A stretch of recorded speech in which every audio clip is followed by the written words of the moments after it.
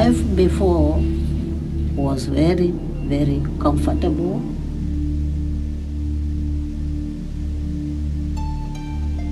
There were no problems of sicknesses or any, say, pollution.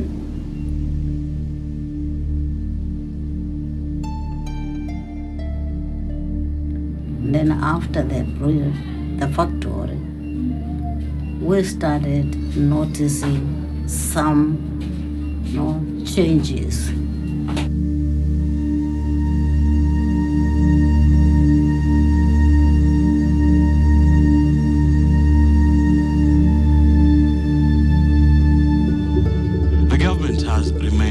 On the death and suffering of residents of Owino Uhuru slums due to lead poisoning after an expose by KTN. Kenyans on social media piled pressure on the government to take action on those behind the metal refinery company which exposed the residents to lead poisoning.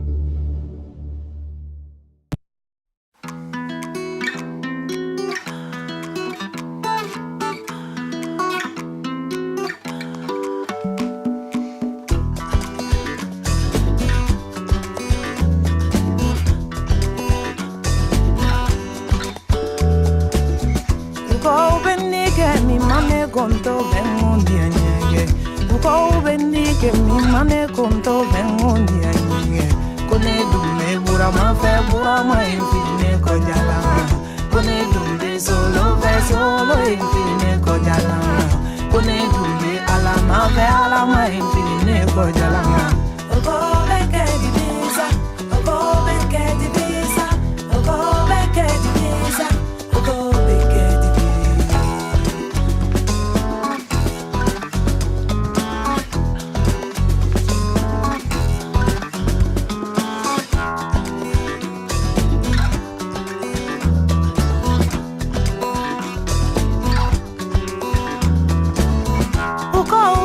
que mi mane conto vengonia nyeke uko bendike mi mane conto vengonia nyeke kone dumbe bura ma infine ko jala kone dumbe ala ma infine ko jala kone dumbe solo infine ko jala uko beke di visa uko beke di visa uko beke di visa uko beke di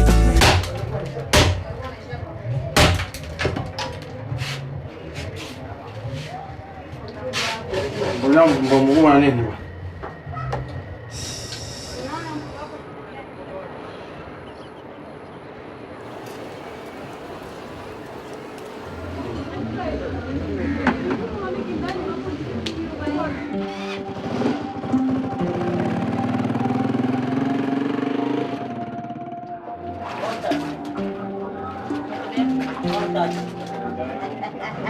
Owino Uhuru, maisha ya Owino Uhuru si rahisi hivyo.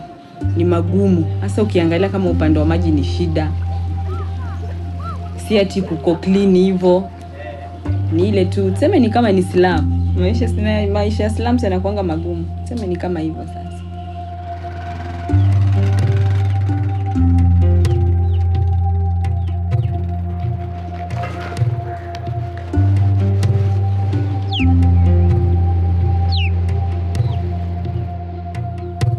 Owino Uhuru ni jina la jamaa moja alikuwa anapenda kucheza sana. Kama Kenyatta alikuwa akija hapa. Anacheza akikimbia na ngoma, akitoka hapa mpaka town. Baba yangu Owino Uhuru alikuwa samba boy ya Laliji Mangali. Alipoenda India hakurudi tena, alikufa huko. Hiyo miindi ndiyo aliwacha sisi hapa. Owino inuluo, mtu naitwa Owino. Kuna wakati mama anazaliwa mtoto inazaliwa kama iko kitu hapa, alafu kwa Kiluo tunaita Owino. Yeah, well, I know a bit about the Owino Uhuru case. I mean, it was on TV, it's been in newspapers, it's been covered before. they're suing the government for failing to regulate and allowing a factory to be set up in an environment that was not suitable. At first we were fooled because they cheated us that they are going to make sweets. For a while, we realized that they are recycling batteries. This factory started operations about 1997. Initially, it was called Metal Refinery EPZ. It was later called Max Refinery Limited.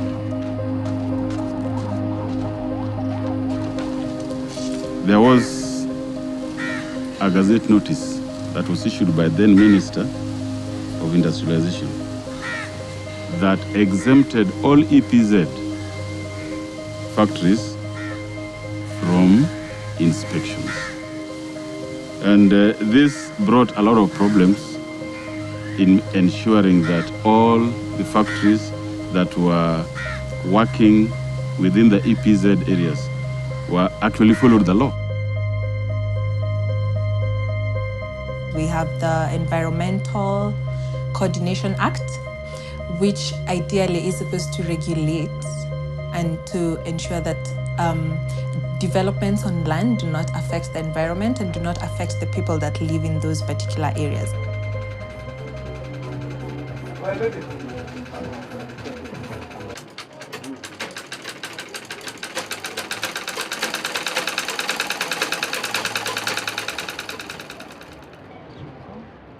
Siku moja tuliona tu moshi kubwa, na hiyo moshi ilipoanza kijiji hii mzima tulikohoa. Baada ya siku 3 tunaanza kujikuna mwili kuna natoka kidonda.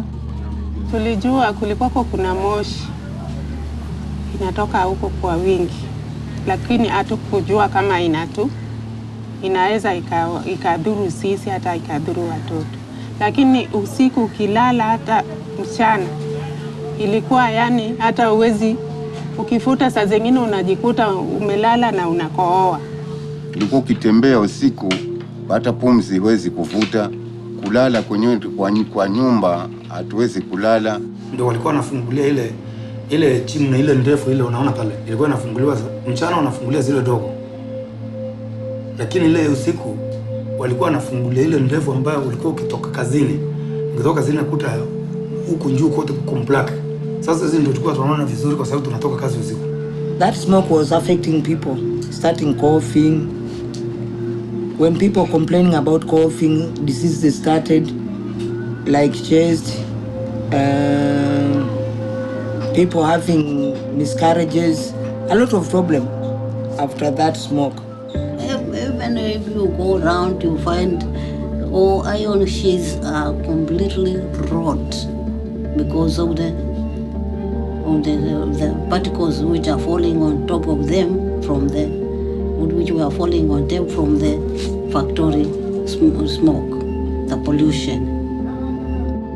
Mpaka hivi sasa hivi utaona kwamba hiyo sumu ambayo ilikuwa ikitoka kwa hiyo hiyo chimney ikianguka kwa mabati unakuta inawacha mashimo katika hiyo mabati. Historically, a lot of lead poisoning came from leaded petrol, right? Tetraethyl lead, which was found in petrol used as an anti-knocking agent, in leaded paint. You know, when that paint got old and chipped off, it created leaded dust. And of course, industrial exposure still exists. Nigeria, in May of 2010, when there was an unprecedented outbreak of lead poisoning coming from artisanal small-scale gold mining, which killed over 400 children within a period of less than 6 months. In fact, that's a very conservative number. We don't have an exact figure of the cases because we don't have any formally reporting scheme to UNEP, but it's likely that Africa is severely affected by this problem. Improper recycling of used lead acid batteries is one of the major driver of lead poisoning in Africa. You know that lead is a very toxic metal, and it's persistent in the organism, and it can affect almost all the organs of a human, principally the central nerve system, the heart, the kidneys, the liver, etc. People may develop encephalopathy. That means really an illness of the brain, which in many cases, in very extreme cases, you develop seizures, you start seizing, and also sometimes people go into coma or some kind of delirium, and in fact, some people end up dying.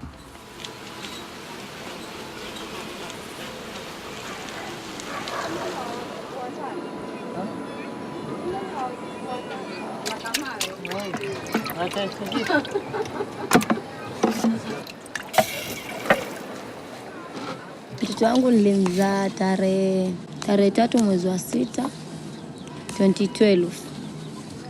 Nikaja naye nyumbani. Nilikaa wiki moja mwanzo hospitali. Nikaja naye nyumbani. Akamaliza miezi miwili. Akaanza rashes. Hizi vitu zenye mwaziona. Akaanza kama rashes. Akaanza huko utosini. Sikaja huko sehemu za siri. Huko kwa mwili. Nikaambiwa nimpeleke hospitali.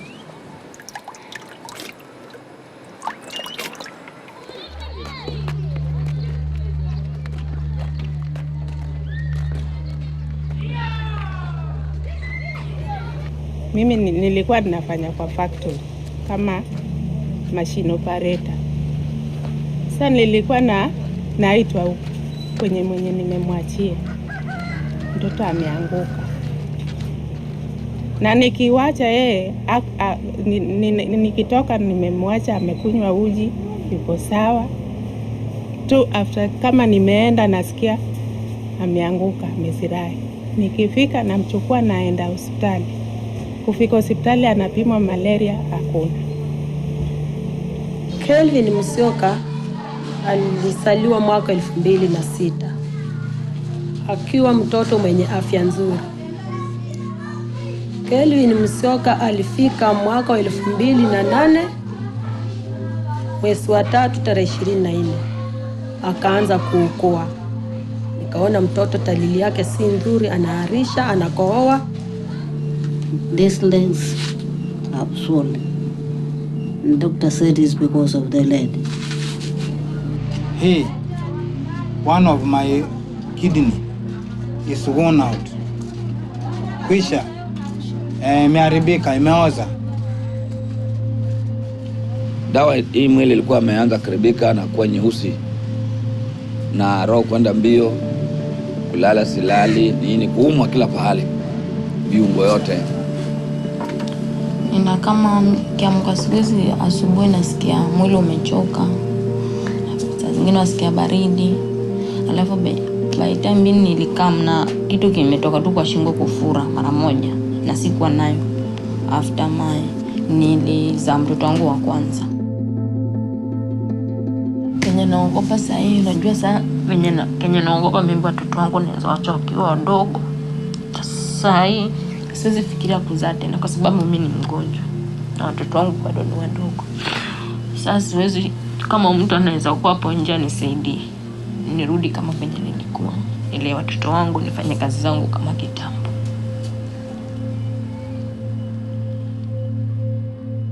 Mpeleka hospitali ambao tu ni ugonjwa wa ngozi. Nikapewa dawa. Mtoto apone. Nikakaa naye. Nikaja nikaona hata mtoto wangu yazirai. Saa zingine alikuwa hata faint kabisa. Hemu acha. Saa ingine anatapika vitu vyeusi.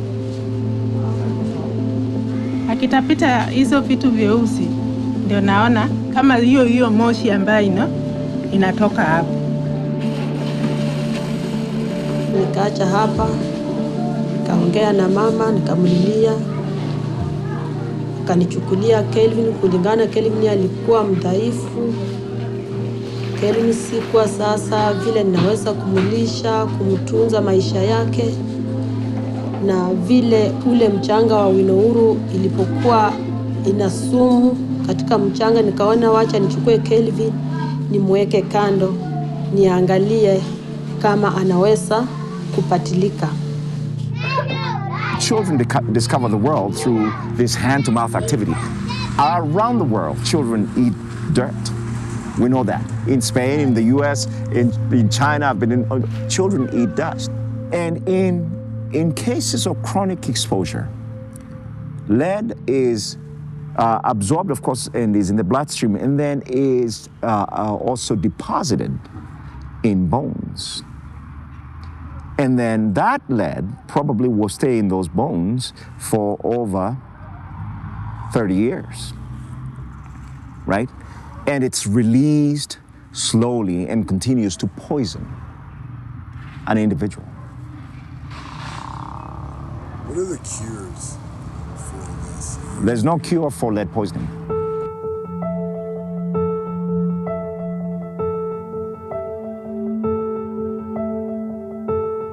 In children, especially children who are growing actively, who are very young and their nervous system is developing very quickly, they suffer if they are exposed to lead and absorb that lead in their bodies. They suffer neurocognitive deficits. And in fact, if that exposure and that poisoning is chronic being, they've been exposed for a year, 2 years, and things like this, the damages they incur are irreversible. They include things like a decrement in intelligence, IQ. They also a decrement or an impact on their even motor skills, a decrement or an impact on their ability to solve problems. And early childhood lead exposure has been associated with antisocial behavior, such as violent criminal behavior later on in life.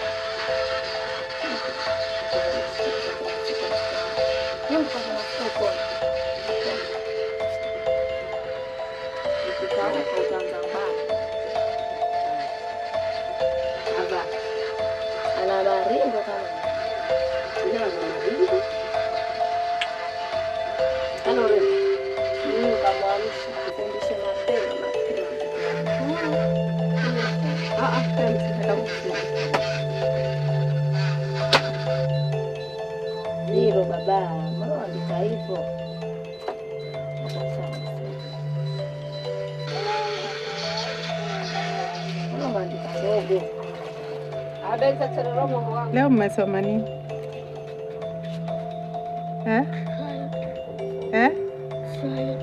Mtoto alikuwa ni mtoto sharp, akianza ukiona akirudi nyuma na kitu inaingia kichwani, wajua si rahisi pia kutoka haraka.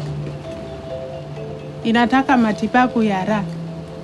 Sasa inafanya mtoto pia anakuwa anasahau. Ile dawa ya kusahau ni ipi? I have one girl in my class. I talked to the mother. She told me that the problem she has is because of the lead. She's quite forgetful. Sometimes she can't remember. Sometimes she's just off class. You're teaching, she can't concentrate. Sometimes she knows something. And So when you told it's about lead, then it's affecting people in the negative way. Nini na nini mmefanya shuleni leo? Nakuuliza, wachana na hii yangu. Nipe hii ni yangu, wewe umeshikaje?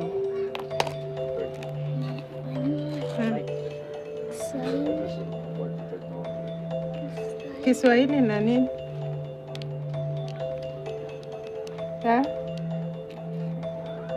Umefanya Kiswahili?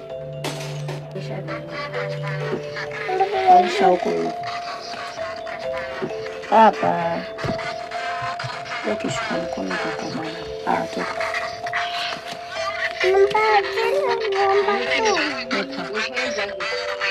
Kachukua ile jagi mpe mama. Kachukua ile jagi. These communities already have so many strikes against them. They're fighting malnutrition. They're fighting basic survival, right? They're fighting other endemic diseases, even within those areas. They already have so many factors that are against them, right? If you introduce lead poisoning, right, that attacks the very faculty they need to solve some of the problems they have, the very faculty they need to elevate themselves from poverty, right? You've actually sealed their fate. Lady amuua mtoto wangu. Yamuua. Yo moshwelo mama, huyo mtu wa moshi ningemjua huyo. Angeniambia kuhusu mtoto. Angenilipia mtoto.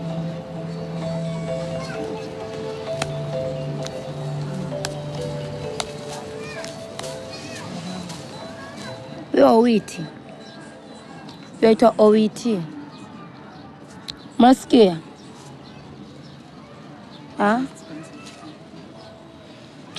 Alitoroka haraka lakini huyo mtu. Unajua hivyo? Alitoroka, alikuwa yaniua na huo moshi. Alikuwa yuakesha na yuashinda. Mbona alitoroka? Mbona alitoroka? Wewe. Kama maneno si yako. Unatokea roho yako. Roho yangu ni mtoto wangu mimi. Yes. Do you know the owner of the factory was this Indian company? We were told they were Indians. Yeah, it was an Indian setup, but we don't know who they were. We were just addressing them by their titles. Because we heard that the owner of the land where the factory was operating was a Kenyan. The owner of the land, we are told, is actually the MP for this place. MP for this place called Nyali, yeah. Honorable Awiti, something like that. Yeah, we are told he is the owner of that, of the go-downs, one of which, or two of which, were used as a factory premises.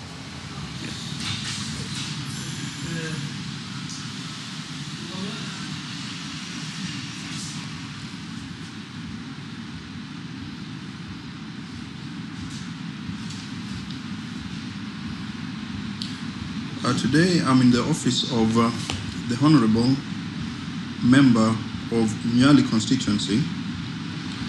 His name is Hezron Awiti Bolo.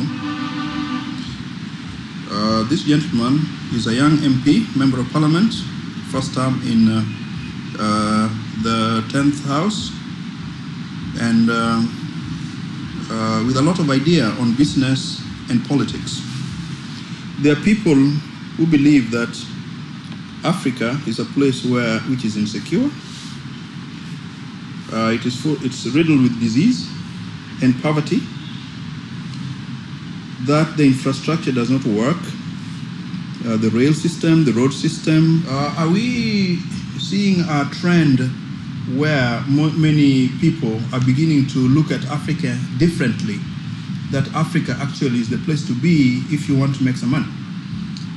Yes, what I would like to tell our people who want to invest in this country, they should not think like before, that Africa, it is where it's a dark continent, you go there, you risk your life, you kill. No. So if you are saying that Africa or Kenya is not good, then you're not a businessman. You must take risk to make the profit.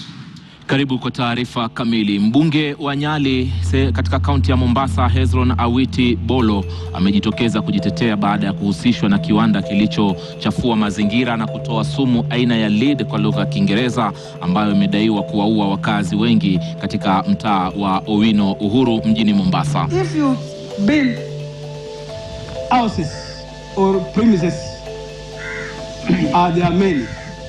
Surely, can you know the person rent your house to know what he's doing inside there? Can you know? You can't know. We know the owner. We know that factory maybe the investor came from somewhere in a country. And if it is damaged, I will work with the government to see the nation or national, the people are living in that country. They have to compensate us. They have to pay our people.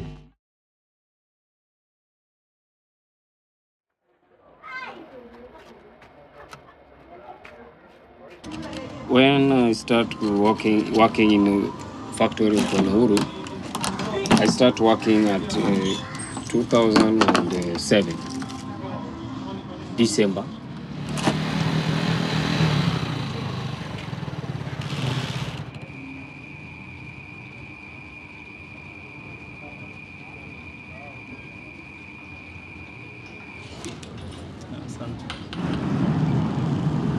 I joined the factory as a helper, and after some months, we were trained, 4 of us, 2 in one shift and 2 in the other shift.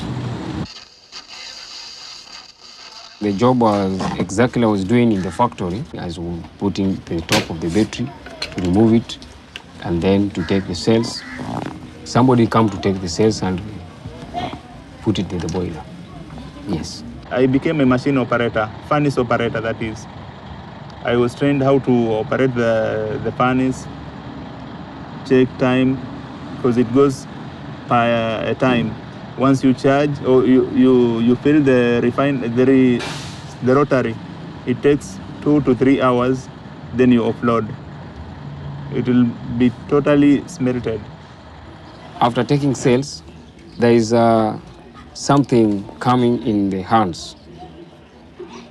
You can, after 3 days or 4 days, you can take another cells because the hands have already like coming red. Yes, you can say red. The hands are pouring red. You can take another cells, but the boss says you must take those batteries. We were just told, use A, B, C, D. Then thereafter, you will see the outcome. The outcome is automatically lead. It is totally smelted. No. We are sharing overall. We are sharing gloves. No mask. No clean water. We're just working there. You put your hand in the cells of battery. After putting the hands on the cell of battery, after that, we are going to drink water with our own hands. No cup, no anything. That's why people are dying, people are moving very well, because we are just drinking that poison. After I joined the factory, 6 months later, I saw some complications. A lot of pains, too much work. It was hot. It was hot, and we used to work we as the machine operators, in fact, we used to work for 12 hours instead of 8 hours. That's why I took so much. My chest was a problem. When I do my hands like this, inside is something like can call like a needle. Is something like a needle inside. The problem with me right now is that my chest is painful, really painful. I think, not sure, but I think I should have some problems with my lungs. We could understand that what we were doing had side effects, So we took it as another job. The management says, the supervisor is standing, if you don't want, no job. You must follow the rules. All workers are in, but supervisors are outside, in office. And then when Nema came and says, what went on here? What is going on here? And there's somebody, Mwindi, says, Here we have already closed the company. We are not working. We were not given overalls or whatever. We were using our own clothes. So when you go back home, your wife will normally wash your clothes, and thereafter she'll also be affected. She miscarried 4 times. I got the firstborn while I was not working there. But when I started working with that company, it was just a matter of miscarrying. Much money is 200 per day.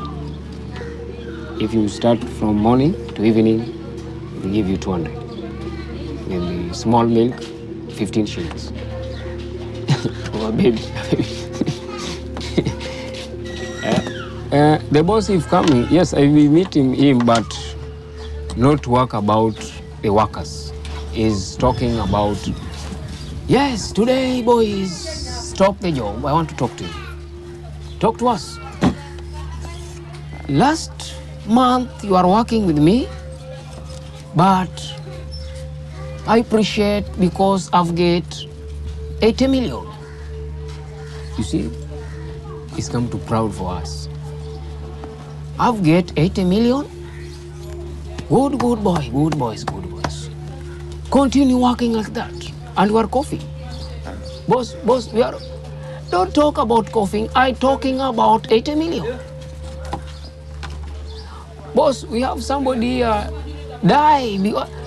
I'm not coming here to discuss somebody die. I'm coming here to say 80 million. You see, boss is making in a month. Yes, not a year. In a month, that man is making 80 million. And me, who was making that 80 million, is giving me 200 shillings. Is giving me milk for 15 shillings. There's no one who facing to talk this thing I'm talking. If you hear very well, somebody is talking about this thing, the way it is, obvious, that man will be in trouble. The one who is responsible with all what happened is the government, because you cannot license a factory that will give some problems to your people. How can you license such a company, yet you already know that it has ABCD as its side effects? The government is to be blamed. The government is to be blamed. You know, in Kenya, we have laws. An environmental assessment must be done first. The impact assessment must be done first before a factory like that is allowed to operate. There was a lot of gray area there, whether the assessment was done or not. Yeah, and that is where we actually differed with some of our entities in the country. We looked for whoever signed that inspection or that assessment. We could not get. We went to the files of NEMA. They could not trace, but the thing was allowed to operate next to a village.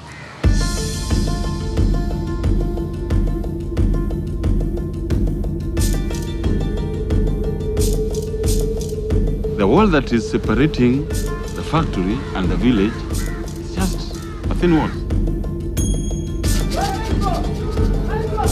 All of us know lead is a heavy metal. This factory could not operate next to where people live. So long as that ground has not been treated, there is lead in that environment.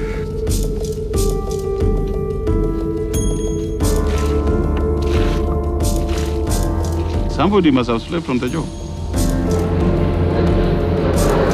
Within that factory, the grounds are still contaminated with lead. In Owino, Uhuru, lead is still there. On the roofs, the walls, lead is there. You go today, scrub that wall in Uhuru, you'll get lead. So the ground must be treated.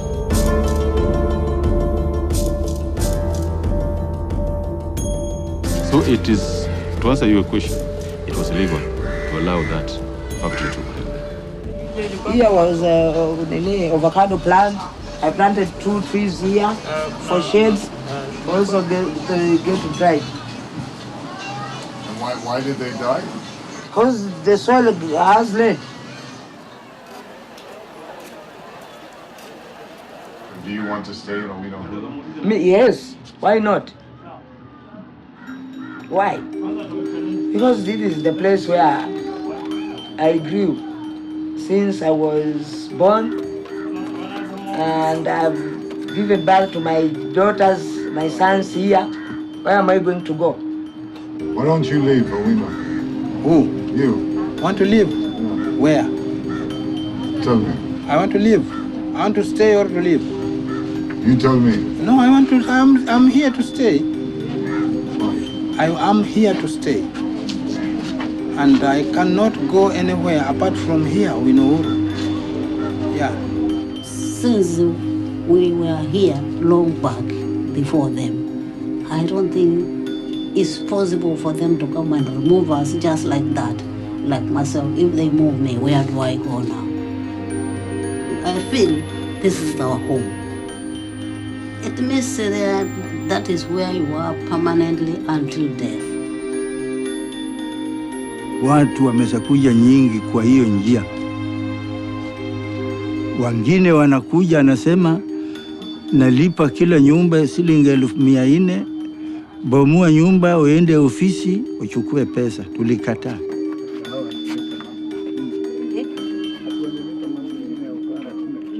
Tunachukua pesa, tunaenda wapi na pesa? Na hapa ndio tunazaliwa, tunaishi hapa. Tuwache kaburi ya babu, tupatiwe pesa, tunaenda wapi na pesa? Ni mahali nimeishi na mpaka niwe na sauti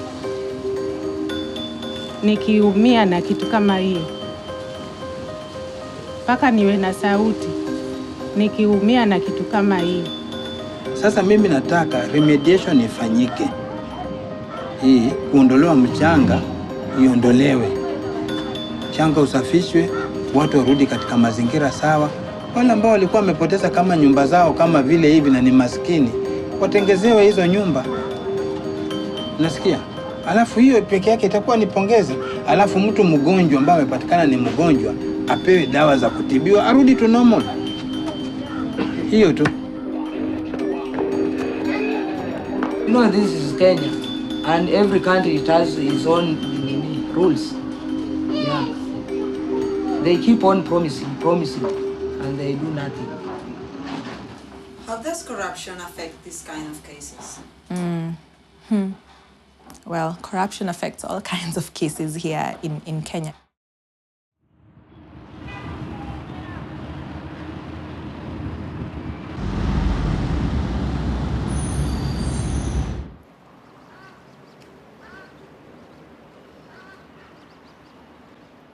Right now, we are in Cariño Rock Garden.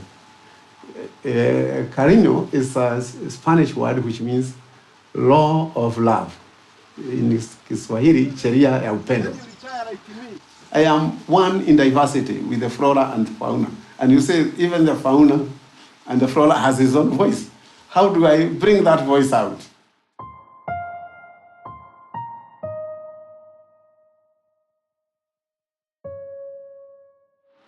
The whole world is a theater. And everybody in the drama of life has a right to write the script and the role she wants or he wants to play in the world. If a script or role is predetermined for you, that's a violation of your dignity and rights. If we can liberate the Owino community, we could be liberating the MP who is a beneficiary of that evil. We will be liberating all the beneficiary of that evil would stop also being pollutants and being evil. Because now they are pollutants.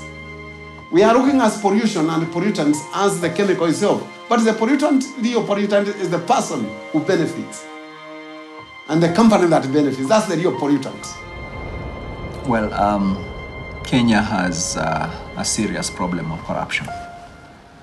In fact, we would say that we have an endemic corruption problem.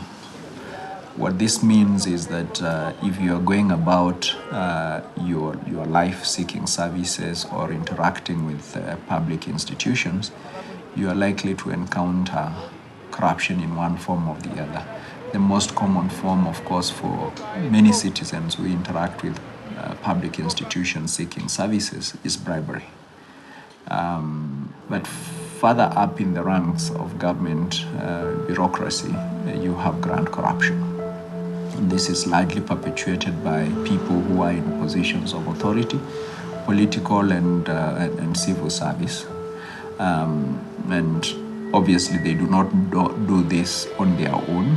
The private sector is complicit in it. Our brand of politics says that you access public office so that you can enrich yourself and benefit those around you.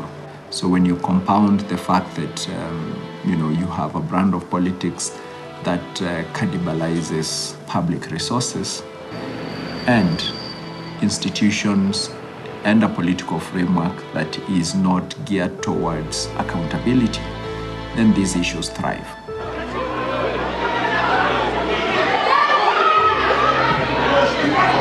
The tyranny of masculinity, the one which some people, men especially, feel entitled to it and mate more and before women, and even more and before children. Sometimes not to eat and mate more, sometimes to eat exclusively. So you find developments that actually do not need to be in a particular place as per the plans, but they come up nonetheless. The second day of the rescue operations here at the site of the collapsed building in Huruma, Nairobi Governor Evans Kidero was here to assess the situation, promised stern action against county officials involved in inspection and planning of buildings and construction works. Those who are supposed to give the permits, those who are supposed to give licenses, look the other way and approve construction and developments that are not as per the law. We have had instances where the poor have suffered great injustices just because certain people are able to get away with things illegal things, because there's no one asking questions. I will not compromise with my dignity. When it's wrong, I will tell the people it's wrong. When it's right, it's right. That is the policy which I would like to build the petitions of. So when I have my colleague in Europe, when they're coming here to invest, I will tell them zero corruptions. And that is yes. But not talking, give me small in buckets, then I do for you. No. I'm very open society, and I want open society. That's why youth love me, they like me. And even the women like me, they love me. Because when I say yes, it's yes.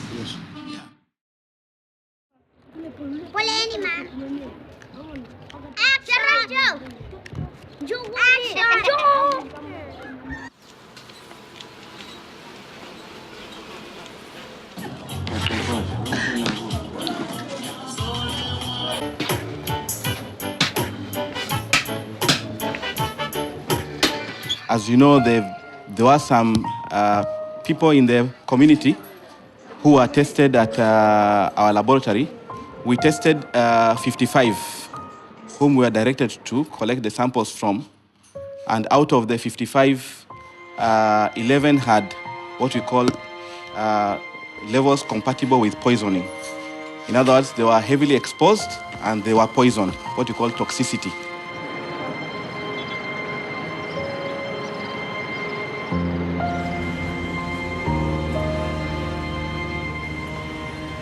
So when the Senate committee recommended the full investigations to be carried out, we incorporated and called a team from CDC, Center for Disease Control, and also KEMRI, which is the Kenya Medical Research Institute, to carry out a field study.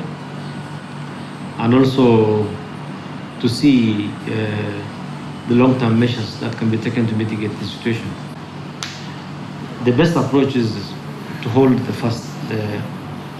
the company that's liable for that responsible, because they cannot run away from that responsibility.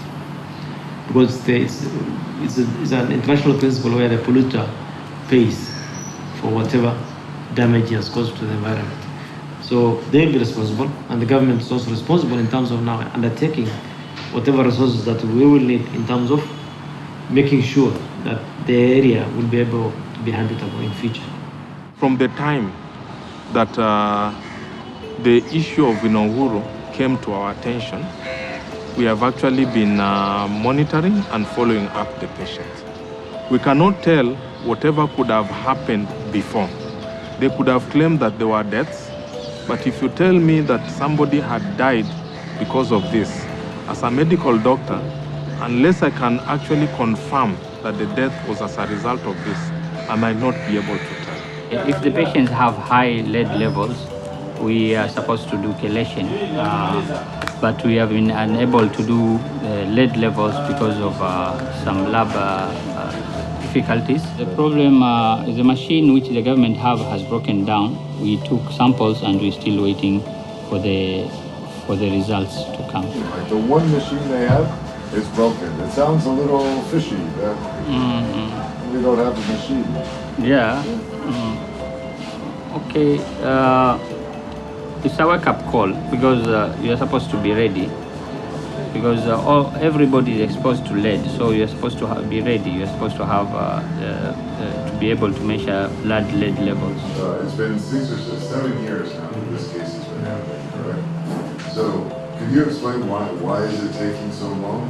You know, as the county government of Mombasa, this matter came to light in 2014, and from then on until now, we've done and put in greater resources in terms of even treating the people, identifying what the problem is, and we're still following it up because these are our citizens and there's no way we can ignore them. But prior to that, why this matter has been dragging, that information is not with me. I will not be able to tell why it has not been addressed before. We have never had this problem before. It's like the first time we've had such a problem. We have had cases of lead poisoning, but as a result of exposure from pipe to water or in working in factories that deal with lead, like paint factories, but they are not so common in Kenya. As we are having meetings with the community members during our sensitization, they have actually given reports that people have died as a result of lead. However, since we have not done any confirmation, we cannot confirm that indeed there was any death as a result of lead.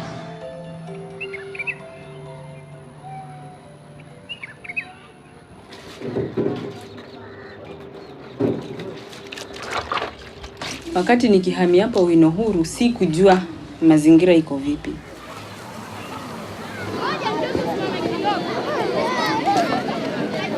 Hiyo moshi iliniumiza. Iliniumiza sana. Okay, kwa familia yangu iliniaffect sana. Nilipata pigo. Kwa sababu pilika hizo, mtoto wangu mmoja aliweza kugonjeka. Alikuwa hawezi kupumua, anasema anasikia tumbo haiko sawa, kichwa kinauma. Nikawa ni hospitali. On and off saa wote tunaenda hospitali. All of a sudden mtoto hali ikazidi. Hali ilipozidi ikabidi alazwe hospitali. Kulazwa hospitali wanasema kidney zimeanza kufail.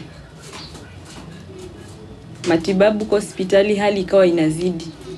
Tukapewa discharge, tukakuja kwa nyumba. After 2 days mtoto akacollapse. Tukarudi hospitali. Kurudi hospitali tukapigwa transfer akapelekwa Kenyatta. Hali ikazidi sasa kwa Kenyatta. Ilizidi, tulikaa huko 1 month 2 weeks, mtoto akapita.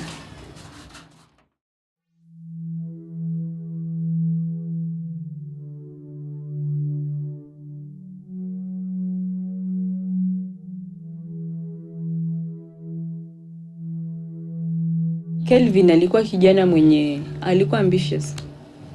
Sababu alikuwa na perform shule. Kabla tutoke huko tukuje huko, Kevin alikuwa healthy. Alikuwa mtoto mwenye nguvu, mwenye heshima, mcheshi. Kwa mchezo pia alikuwa anafanya vyema.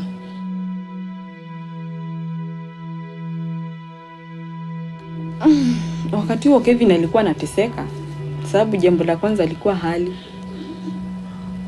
Alikuwa na a lot of pain. Hawezi kupumua, saa yote ameweka oxygen. Hawezi kutembea, hawezi kuketi. Wakati ulikuwa mgumu sana kwangu na familia. Ulikuwa mgumu sana. Kwa sababu hatungeweza hata kuenda mbali, tulikuwa tunakaa naye hapa. Lakini Kevin aliumia sana, sana. How old was he? 12 years. 12 years. Okay, Kevin yeye kwa maono yake alikuwa akiniambia nataka kuwa engineer. Yeah. Cause saa nyingine alikuwa anapenda kutengeneza torch, kushikanisha waya huku na huku. Sema mama, mimi Mungu akinisaidia nitakuwa engineer. Na tukawa tunamsaidia kwa maono yake. Yeah, tukawa tunampa morale.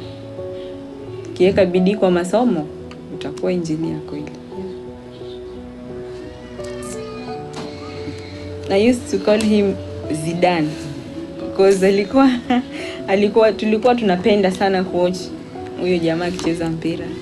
Sasa ni wherever nikisikia kuna match pale fulani, huwa nakumbuka huyo mtoto sana. Yeah. Huwa namkumbuka sana.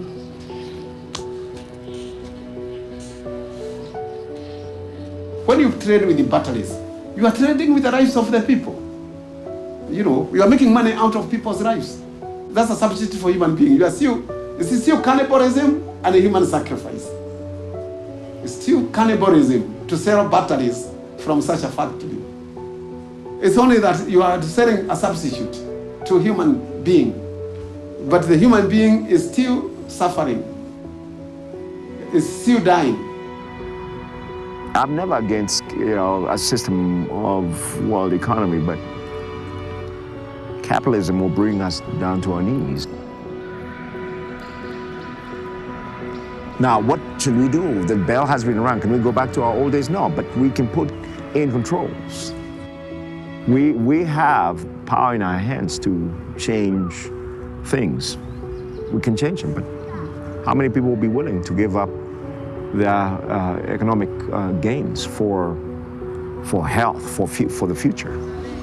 Walisikia vibaya sana. Maana mpaka wa leo saa zingine wakiangalia picha wanaanza kuulizana, wanaanza kulia.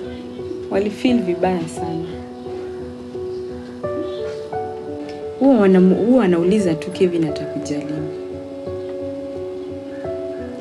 Kevin atakuja lini. Ni ngumu kuwaeleza. Kwa sababu mara ya kwanza nilikuwa nawaambia Kevin alienda shule. Atakuja. Shule zikifungwa anasema mbona haji. So siku moja niliwakalisha chini nikawaambia mtu akifa huwa anaenda huko kwa Mungu na harudi. Mpaka ile siku wewe utaenda ndio utamuona huko. So at least kidogo huwa wanajua sasa. Alienda kwa Mungu mpaka sisi tuende huko ndio tutamuona, at least napumzika.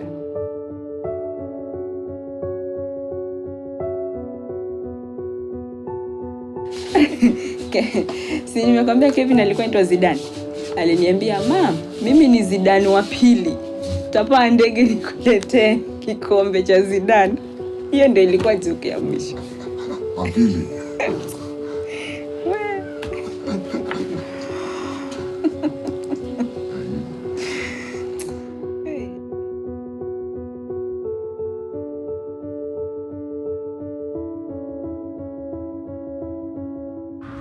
Don't give up fighting for your rights.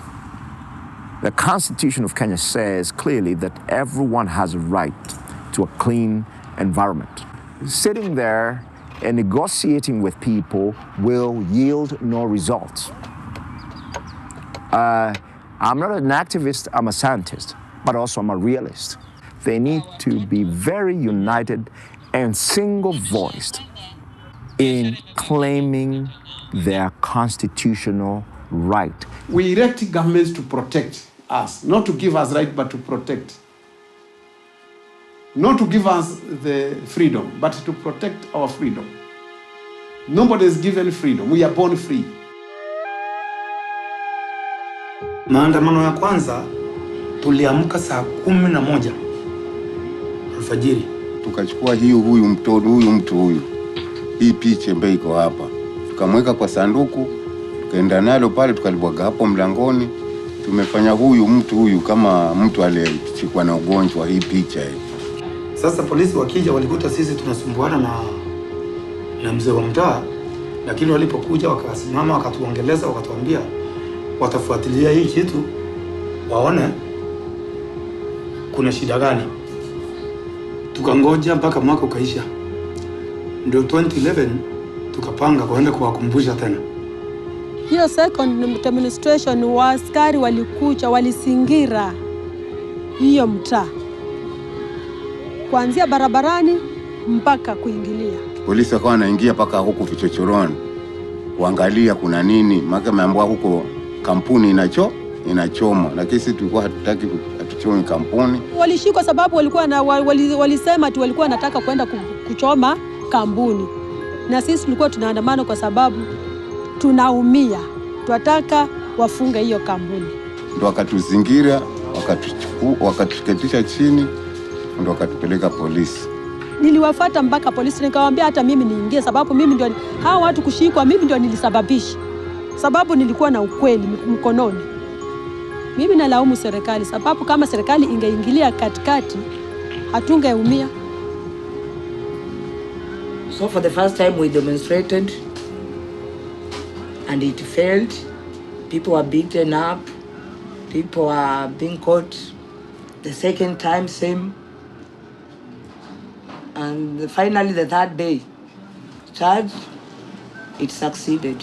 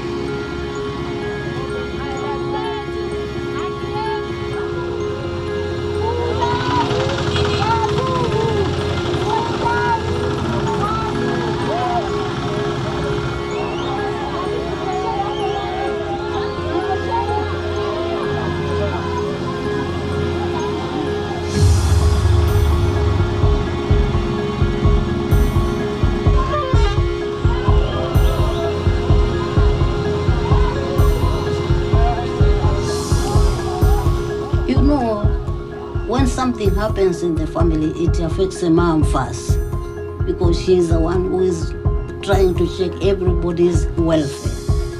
If you plan something with the woman, you will succeed easily.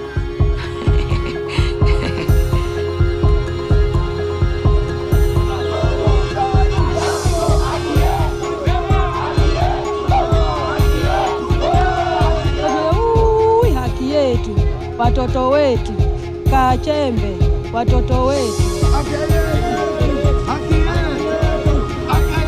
Haki yetu, watoto wetu, Kachembe, watoto wetu.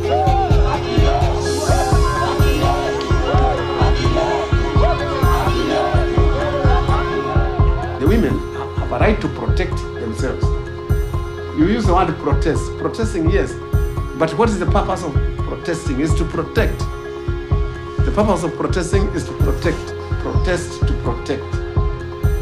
People power.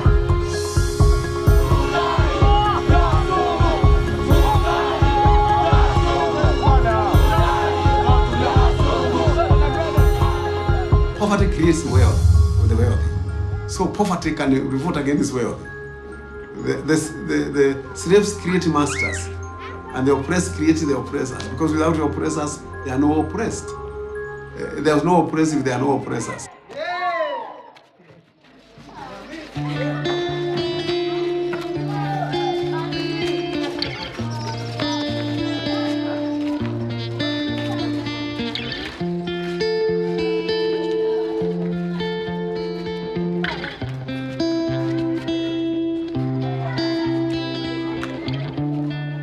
One thing to become an activist is like those women.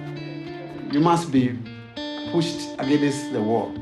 And to survive and to live, to protect yourself, you have to push back.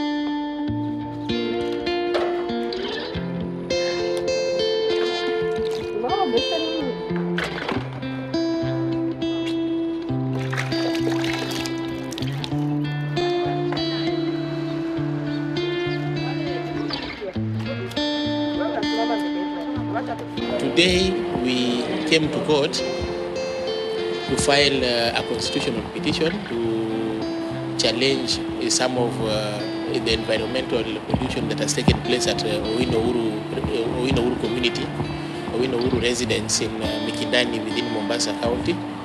And we are seeking basically that first there be a comprehensive testing now by government agencies of the soil around that area. Because some people have died and some people are suffering ill health, we are asking for compensation. We are suing basically the ministry concerned with the matters environment. We are suing the ministry concerned with the matters of health. We are suing NEMA, which is the government agency concerned with the environmental protection. And we are also suing the county government of Mombasa because these are the people who licensed the polluter to begin with, and they did not take steps at the beginning, even when the issue of pollution was brought to their attention at the very early stages. I have tremendous faith that we will succeed. Power! Power! Power! Sauti! Sauti!